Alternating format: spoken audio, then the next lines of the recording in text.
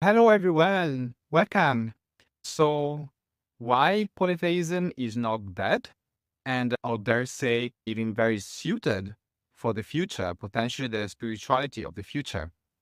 I know this can be a surprise for some because many people think about polytheism as abandoned temples, ruins, mythologies, old histories, at least in the West, right? People see it this way. Well, I disagree.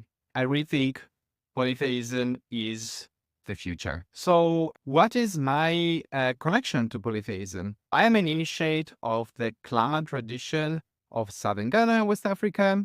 My perspective, my angle is very science based, naturalistic, and I really want to share more about my perspective. And yeah, I give a different angle in this world that's actually very dominated by monotheistic perspectives on the topic. I'm going to be bringing three main points today. The first point I'm going to argue about is diversity. Let me explain. If you think about some other spiritualities and philosophies, which are really about everything is one, there's one entity, one view of the things, one theology, one deity. I'm not saying that you cannot have democracies and diversity. Of course you can.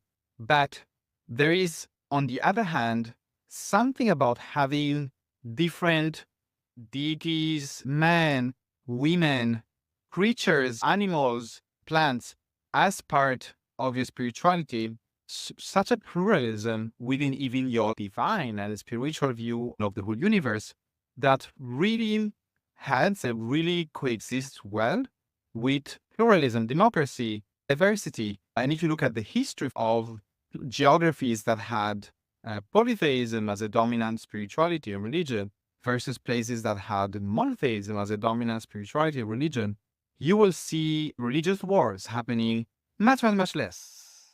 Basically unheard of in polytheistic societies. They're really rare. So again, I'm not saying that it's always one case or the other, but there is a tendency, and that's something I think that cannot be ignored. Also looking forward for the future. So that's, one important point in favor of polytheistic spiritualities. The second one, it's about nature and our ecosystem. We're currently in a crisis. As most of you know, we need to think more and more of like, how can we take care of this planet, of its life, of nature? And coming from a spiritual view where everything has been given to us and we're these chosen creatures and things can only go well because this is how things should be versus plants and animals sometimes being gods themselves, and being divine. And that's a way of looking at things that I think is more conducive to be more respectful. I'm thinking about sacred groves, for instance, like how destroying a sacred grove is for many polytheists similar to killing a person. So I think that's also useful point in favor of polytheistic spiritualities. The environment, taking care of the environment, having that spirituality that actually better aligns with the needs that we have of being caretakers of this planet. And finally, a third point I want to make is rarely heard, but I find really interesting, very personally very important, which is that of the focus of praxis of doing from polytheisms. The idea that it's not really about what you believe, but more about what you do. And I'm simplifying here a bit. And there's a lot, when I say polytheism, there's like a lot of different traditions and spiritualities, but I'm just showing I'm talking about tendencies here and trends. And you will see it's much easier for two polytheists, one of them who sees gods as actual entities who walk in our world, and one that sees the gods as symbols of nature, ways of interacting and better understanding what's around them. So these are two very different views. One is more naturalistic, the other one is more kind of theistic, more traditional.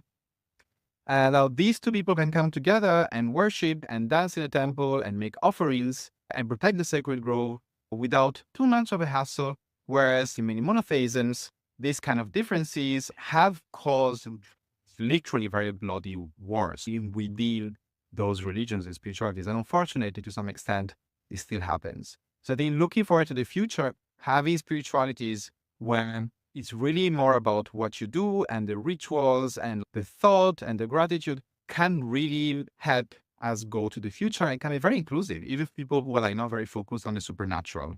So these are my 3 points. Did you disagree, agree? What do you think? Do you have additional points that you want to add to this? Thank you so much for listening to me, watching this video.